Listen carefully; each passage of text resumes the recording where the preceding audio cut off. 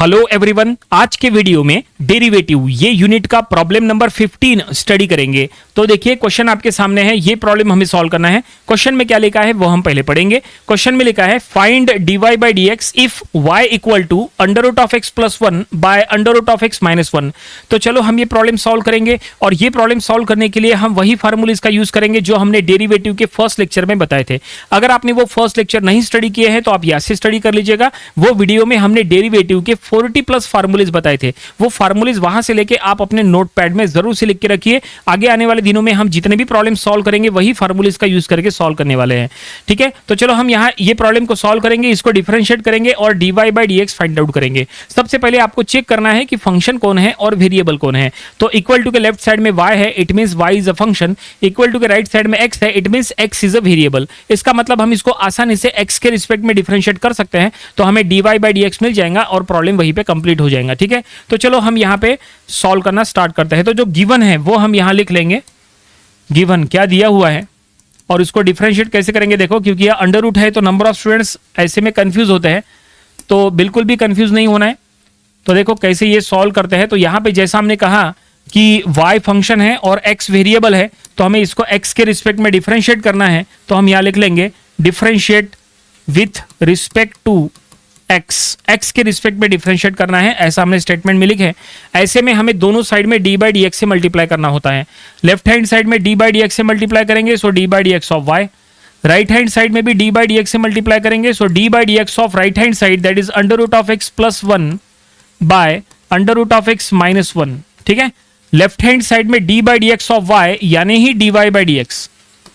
ठीक है, इसका मतलब क्वेश्चन में जो फाइंड आउट करने के लिए कहा था वो हमें लेफ्ट हैंड साइड में मिल चुका है। देखो क्वेश्चन में कहा था find dy by dx, left hand side में वो मिल चुका है। अब आपको लेफ्ट हैंड साइड में कुछ नहीं करना है, जो भी सॉल्व करना है राइट साइड में सॉल्व करना है। अब राइट साइड में कैसे सॉल्व करेंगे, तो देखो dy बाई dx ऑफ, ये देखो ये ब्रैकेट के अंदर जो लिखा है उसको डिफरेंशिएट करना है। अगर आप यहाँ प्रॉपर्ली चेक करोगे, ब्रैकेट के अंदर जो लिखा है उसके न्यूमरेटर में भी x है और डिनोमिनेटर में भी x है, दोनों डिवीजन में है। तो आपको अगर इसको डिफरेंशिएट करना है तो यहाँ डिफरेंशिएशन का कोशेंट रूल यानी ही डिवीजन रूल यूज करना है। अब आपको कोशेंट रूल पता है क्या? अगर नहीं पता है कोई दिक्कत नहीं, हम आपको बता देते हैं। हमने फर्स्ट लेक्चर में बताए थे सभी वीडियोस जो सभी फार्मूले जो हमने उसमें बताए थे, उसमें ये देखिए ये सभी फार्मूलीज है जो हमने लेक्चर 1 में आपको दिए थे। ठीक है, तो यहाँ पे आप कोशेंट रूल का फार्मूला देख सकते हैं। देखो ये है कोशेंट रूल का फार्मूला जो अभी हमें यहाँ पे यूज करना है। चलो ये फार्मूला वो स्क्रीन में लिख लेते हैं जहां प्रॉब्लम है और फिर हम आगे सॉल्व करेंगे। तो देखो क्या फार्मूला था, हम यहाँ फार्मूला लिख लेते हैं। देखो कोशेंट रूल का फार्मूला ऐसा था, D by D X of U by V के फॉर्म में, D by D X of U by V. देखो ऐसा होता है, सबसे पहले आपको लिखना है v into D U by D X, फिर लिखना है minus U into D V by D X divided by V square. देखो ये फार्मूला है, ये फार्मूला कोशेंट रूल है या फिर बोलो डिवीजन रूल, इसका हमें यूज करना है। ठीक है, कैसे यहाँ पे यूज होता है देखिए, यहाँ पे u और v क्या रहेगा, तो सिंपल सी बात है, जो न्यूमरेटर में लिखा है उसको हम एज ए यू लेंगे। ठीक है, न्यूमरेटर में लिखा है उसको एज ए यू लेंगे और डिनोमिनेटर में जो लिखा है उसको हम एज अ v लेंगे। So D by D X of U by V के फॉर्म में है। तो रूल के अकॉर्डिंग सबसे पहले आपको v लिखना है यानी denominator, into D U by D X यानी डिफरेंशिएशन ऑफ न्यूमरेटर, फिर माइनस u लिखना है यानी numerator, into D V by D X यानी differentiation of denominator divided by denominator का स्क्वायर। ठीक है, तो चलो यहाँ पे हम करेंगे, तो देखते हैं ये क्या रिजल्ट मिलता है। थोड़ा सा लंबा जाएगा इसलिए। ठीक है, तो सबसे पहले आपको लिखना है v यानी डिनोमिनेटर। डिनोमिनेटर क्या है, under root of X minus one bracket में लिखे। ठीक है, उसके बाद है D U by D X यानी डिफरेंशिएशन ऑफ न्यूमरेटर यानी D by D X of numerator. Numerator क्या है, under root of X plus one, फिर लिखना है माइनस यू यानी न्यूमरेटर, न्यूमरेटर है under root of X plus one into D by D X of denominator यानी D by D X of V यानी D by D X of under root of X minus one. ये देखिए ये step हो गई। उसके बाद denominator में है वी स्क्वायर यानी under root of X minus one का होल स्क्वायर। ये देखिए फाइनली हमने कोशेंट रूल यहाँ पूरी तरह से यूज कर लिया है। ठीक है, और अब हम यहाँ पे सॉल्व करेंगे, देखते हैं क्या रिजल्ट मिलता है। तो लेफ्ट हैंड साइड में कुछ नहीं करना है, राइट हैंड साइड में अगर चले सो पहला bracket as it is under root of X minus one. अब यहाँ पे ये ब्रैकेट के बाहर देखो क्या है, ब्रैकेट के बाहर है डी बाई डी एक्स, मतलब अंदर के दोनों टर्म्स को डी बाई डी एक्स से मल्टीप्लाई करना है, मतलब अंदर के दोनों टर्म्स को एक्स के रिस्पेक्ट में डिफरेंशिएट करना है। यहाँ पे भी डी बाई डी एक्स से अंदर के दोनों टर्म्स को मल्टीप्लाई करना है, मतलब अंदर दोनों टर्म्स को डिफरेंशिएट करना है विथ रिस्पेक्ट टू एक्स, है ना। तो देखो क्या होता है, अब आपको यहाँ एक फार्मूला लिख के देते हैं। फार्मूला ऐसा है, D by D X of under root of X, ये होता है 1/2 रूट एक्स। ये स्टैंडर्ड फार्मूला है, फार्मूलीज वाले वीडियो में बताए थे फर्स्ट लेक्चर में, है ना। रूट एक्स का डिफरेंशिएशन होता है 1/2 रूट एक्स, ठीक है, ये ध्यान में रखो क्योंकि यहाँ पे हमें यूज करना है।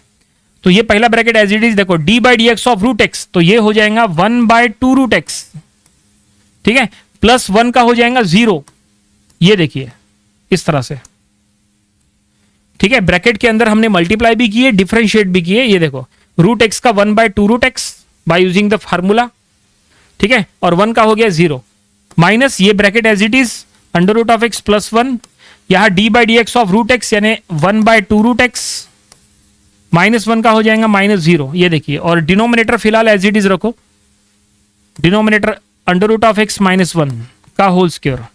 ये देखिए हमने पूरी तरह से डिफरेंशिएट कर लिया है, डिफरेंशिएट तो हो गया, लेकिन यहीं पे स्टॉप मत करो, अब इसको सॉल्व करो, रिड्यूस करो, जितना हो सके उतना इसको रिड्यूस करो। तो देखो क्या कर सकते हैं, तो हम क्या करेंगे, इससे दोनों टर्म को मल्टीप्लाई करेंगे, यहाँ पे भी इससे ये दोनों टर्म को मल्टीप्लाई करेंगे अंदर में, ठीक है।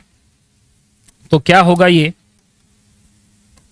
तो जब आप इसको इससे मल्टीप्लाई करेंगे तो रूट एक्स कैंसिल हो जाएगा और 1/2 बचेगा, ठीक है, ये रूट कैंसिल हो गया और 1/2 बचा, ठीक है, और इससे मल्टीप्लाई करेंगे -1/2 रूट एक्स, ये देखो ये ऐसा बचा, ठीक है। और यहां पे जब आप मल्टीप्लाई कर रहे हैं तो यहां पे रूट कैंसिल हो गया, -1/2 बचा, और ये माइनस से मल्टीप्लाई करेंगे -1/2 रूट एक्स बचा, ये देखिए। यहां पे सबसे इंपॉर्टेंट देखो गलती कहां पे होती है, यहां माइनस से भी मल्टीप्लाई करना है, आप सिर्फ इधर से ही मल्टीप्लाई मत करो, इधर माइनस से भी मल्टीप्लाई करो, क्योंकि यहाँ पे माइनस है तो दोनों टर्म्स अंदर के माइनस हो जाएंगे, और डिनोमिनेटर फिर से as it is under root of X -1 का होल स्क्वायर।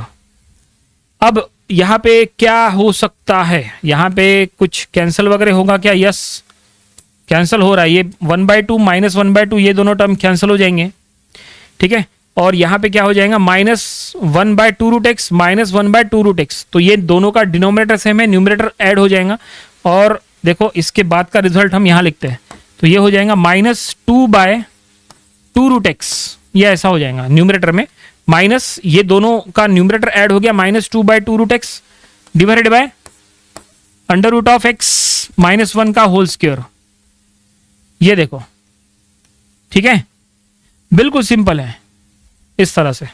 डिनोमिनेटर वही है, बस न्यूमरेटर में ये दोनों को ऐड कर दिए, -2 हो गया। अब यहाँ पे 2 कट जाएगा, ये 2 कटा ये 2 के साथ, ओके, माइनस वही रहेगा, जो रूट एक्स है न्यूमरेटर में उसको डिनोमिनेटर में शिफ्ट करो, न्यूमरेटर का रूट एक्स डिनोमिनेटर में शिफ्ट करो, तो जब वो आप डिनोमिनेटर में शिफ्ट कर लेंगे तो क्या रिजल्ट बचेगा, तो ये ऐसा बचेगा, -1 ऊपर में और डिनोमिनेटर में हो जाएगा root X into root X -1 का होल स्क्वायर, ये देखो यहां तक ऐसे, ऊपर में माइनस बचा है, ठीक है ना, ऊपर में माइनस बचा है तो -1, और ये रूट एक्स नीचे आ गया, root X under root of X, यहाँ पे रूट एक्स -1 का whole square as it is है यहां तक।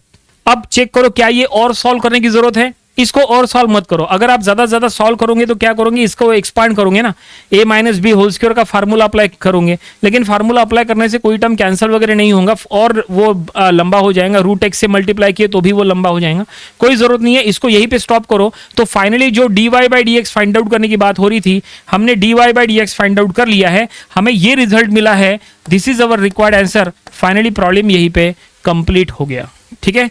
आई होप आपको ये पूरा प्रॉब्लम समझ में आया होगा। इसमें सबसे इंपॉर्टेंट क्या था, सबसे इंपॉर्टेंट था use of quotient rule, quotient rule किस तरह से यूज करना, ये हमने यहाँ पे सबसे इंपॉर्टेंट स्टेप है, और इसके बाद किस तरह से उसको स्टेप वाइज रिड्यूस करना ये इंपॉर्टेंट है। यहां तक रिड्यूस हो गया और सॉल्व करने की जरूरत नहीं है, और ये प्रॉब्लम यहीं पे कंप्लीट हो गया, ठीक है। तो ये प्रॉब्लम आई होप आपको समझ में आया होगा, ये आप अपने प्रैक्टिस बुक में जरूर से सॉल्व करके देखिए। ऐसे प्रॉब्लम जब आप प्रैक्टिस करोगे आगे चल के तो डेफिनेटली डिफिकल्ट से डिफिकल्ट प्रॉब्लम आप आसानी से सॉल्व कर लोगे। तो ये था डेरिवेटिव ये यूनिट का प्रॉब्लम नंबर 15। इसके पहले के 14 प्रॉब्लम्स वो भी आप स्टडी कर लीजिए, और इसके आने वाले दिनों में हम इसके और भी नंबर ऑफ प्रॉब्लम स्टडी करेंगे ताकि इसकी और अच्छे से प्रैक्टिस हो जाए। तो मिलते हैं नेक्स्ट वीडियो में। Thanks for watching this video.